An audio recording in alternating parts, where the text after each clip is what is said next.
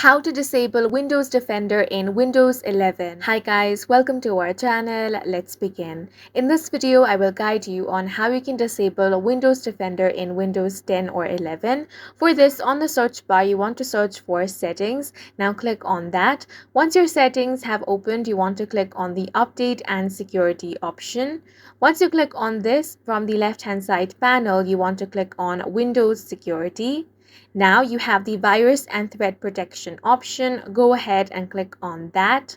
Once you click on this, another window is going to open up. Here you have the virus and threat protection settings. Click on the manage settings option. Now you have the real-time protection here. Make sure to toggle this option off. In the same way, you want to toggle off cloud delivered protection. Then you want to toggle off the automatic sample submission option as well. After that, you want to toggle off the tamper protection option.